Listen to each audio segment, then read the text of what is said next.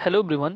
आज के इस वीडियो सेशन में हम बात करने वाले हैं स्टैटिक जीके के अंतर्गत जो है राष्ट्रीय प्रतीक एवं उससे संबंधित तथ्यों के बारे में।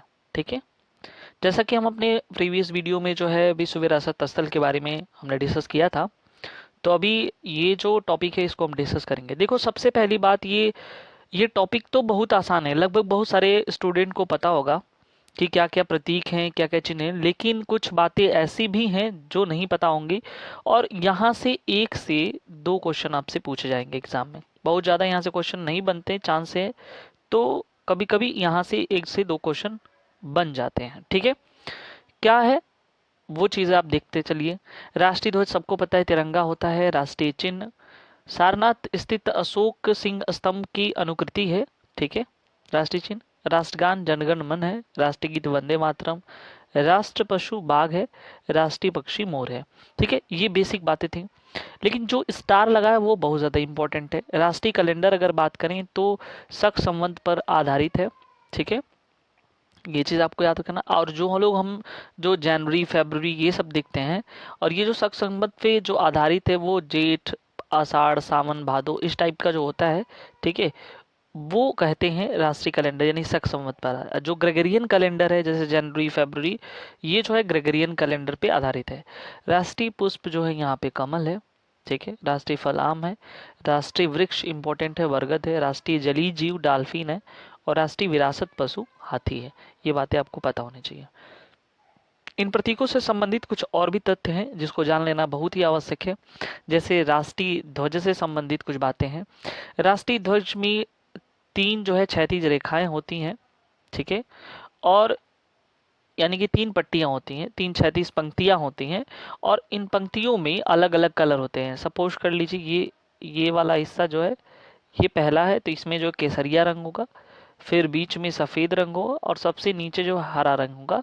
और तीनों के अलग अलग मायने रखते हैं। यानी केसरिया रंग जो है, जो सबसे ऊपरी पटल पे यानी कि पट्टी पे होता है, ठीक है, वो जो है क्या बताता है, ये देश की ताकत और शौर्य और पराक्रम को जो है दिखाता है या परिचित कराता है। ठीक है, वही दूसरी चीज जो दूसरी पट्टी आती है जिसको हम बोलते हैं सफ़ेद रंग, वो जो है सफ़ेद रंग के बीच में ही क्या होती है, तिल्ली होती है, स्पॉक्स बने होते हैं। ठीक है, तो ये जो सफ़ेद रंग है शांति का प्रतीक है, सत्य का संकेत है ये। और यहाँ पे जो है ये जो सबसे नीचे जो है बना हुआ हरा रंग है वो हरियाली का प्रतीक है। ठीक है, ये जो तिल्ली है जो यहाँ पे, ठीक है, वैसे तो हम कहते हैं कि तिरंगे में 3 कलर होते हैं, लेकिन जो स्पोक्स है वो ब्लू कलर का है, यानी कि टोटल अगर बात करें तो 4 कलर होंगे। यहाँ पे मोस्ट इम्पॉर्टेंट बात ये हो सकती है कि जो ये लंबाई, तिरंगे की लंबाई और चौड़ाई का जो रेशियो होता है, ये कई बार एग्जाम में पूछा जाता है। तो वो होता है 3:2 के अनुपात में। यानी कि अगर लंबाई जो है तिरंगे की 3 हो तो चौड़ाई कितनी होनी चाहिए, 2 होनी चाहिए। तो ये 3:2 के जो है रेशियो में ये रहता है तिरंगा। ठीक है, वहीं अगर हम बात कर लें यहाँ पे, तो आप देख सकते हो 24 तिल्लियाँ हैं। ठीक है, कितने 24 है। और ये सारनाथ स्थित जो अशोक स्तंभ है, वहाँ से जो है उनके जो चक्र है वहाँ से लिया गया है। ठीक है, अब देखो यहाँ पे भारत की संविधान सभा ने क्या किया, इसे राष्ट्रीय ध्वज के रूप में, ये इम्पोर्टेंट है यहाँ पे। ठीक है, कब राष्ट्रीय ध्वज को स्वीकार किया, तो 22 जुलाई 1947 को। और ये मोस्ट इम्पोर्टेंट है क्योंकि ये क्वेश्चन पूछा गया है, और कोई भी एग्जाम देख लो, ठीक है, वहां से ये क्वेश्चन बनने के बहुत सारे चांसेस हैं कि कब जो है संविधान सभा ने जो है राष्ट्रीय ध्वज को अपनाया था। ठीक है, ये चीज याद रखना। और ये राष्ट्रीय झंडे का प्रदर्शन, संप्रतीकक का नाम, ये सब जितने भी हैं, तो इनके लिए बताया गया कि अनुचित प्रयोग का निवारण अधिनियम 1950, राष्ट्रीय गौरव अपमान निवारण। यानी कहने का मतलब है कि राष्ट्रीय जो ध्वज है उसका अगर आप अपमान करते हैं तो भी दंडनीय है, या उसका अनुचित प्रयोग करते हैं तो भी दंडनीय है। उनके लिए ये नीचे अधिनियम बनाए गए हैं। भारतीय झंडा संहिता 2002 दिनांक 26 जनवरी 2002 से प्रभावी है, तो ये भी आपको ध्यान देना है। राष्ट्रगान की बात करते हैं। ठीक है, रविंद्रनाथ टैगोर द्वारा मूल रूप से बांग्ला भाषा में रचित है। तो यहाँ पे ये पॉइंट इंपॉर्टेंट है, किस भाषा में। तो सबसे पहले जो है रविंद्रनाथ टैगोर ने जो है इसे बांग्ला भाषा में जो है इसकी रचना बांग्ला भाषा में की थी। और ये जो है ये जनगणमन को 24 जनवरी 1950 को संविधान सभा द्वारा हिंदी में संस्करण करके अपनाया गया। तो ये भी आपको ध्यान देने वाली बात है, कब? 24 जनवरी 1950 में संविधान सभा द्वारा इसको हिंदी संस्करण में करके अपनाया गया। ठीक है।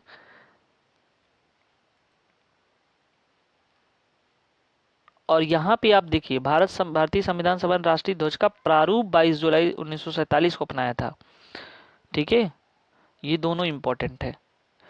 और देखो गाने के लिए जो है मैक्सिमम कितना सेकंड लगता है? 52 सेकंड। और मिनिमम अगर उसको गाना है तो जो है इसको 22 सेकंड। ठीक है, एक बार मैं क्लियर कर लेता हूँ, आई थिंक 22 सेकंड ही है मिनिमम जो है।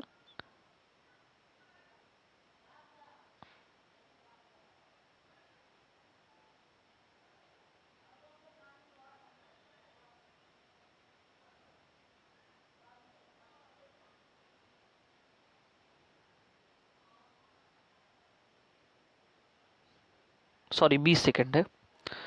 ठीक है, तो यहाँ पे मिनिमम जो यहाँ पे मैं लिख देता हूँ, मिनिमम जो टाइम है, मिनिमम टाइम 20 सेकंड है। ठीक है, तो ये भी आपको ध्यान देना है।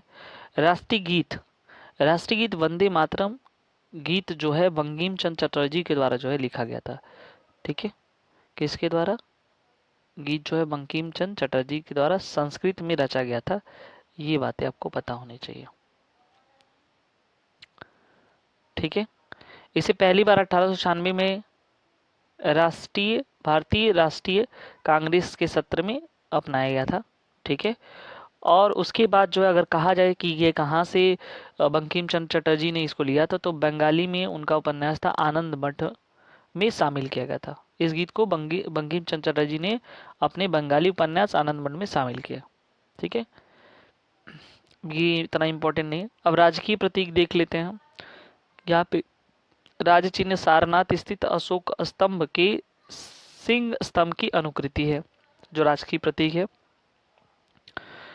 वहां पे उस प्रतीक में मूल स्तंभ में शीर्ष में 4 सिंह हैं। ठीक है, जो एक दूसरे को पीठ किए हुए बैठे हैं। ठीक है, इसके नीचे घंटे के आकार का पद्म के ऊपर एक चित्र, वल्लरी में एक हाथी, चौकड़ी भरता हुआ एक घोड़ा, एक सांड तथा एक सिंह है। तो ये बहुत इंपॉर्टेंट है, क्योंकि एग्जाम में पूछा जाता है, आपको ऑप्शन देगा और बोलेगा कि इनमें से जो है कौन सा जानवर नहीं है। ठीक है, तो ये याद रखना कि क्या क्या। पहली बात तो एक हाथी है, पहला पॉइंट हाथी हो गया, फिर घोड़ा हो गया, सांड हो गया, और सिंह यानी कि शेर हो गया। तो ये जो है 4 जानवरों की वहां पे जो है उस पे तस्वीर है। ठीक है, और बीच में एक चक्र बना हुआ है। ठीक है, देवनागरी लिपि में लिखा आदर्श वाक्य सत्यमेव जयते। तो ये आप ध्यान देना कि किस लिपि में लिखा गया है। सत्यमेव जयते देवनागरी लिपि में, आदर्श वाक्य सत्यमेव जयते लिखा गया है उस पे।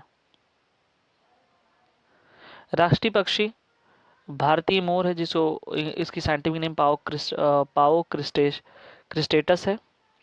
राष्ट्रीय पशु जो है बाघ है, पैंथेरा टिग्रिस है, टाइग्रिस।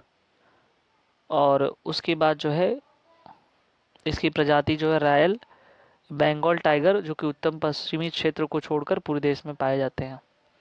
राष्ट्रीय कैलेंडर मैंने बता दिया है, कब अपनाया गया था? 22 मार्च 1957 में।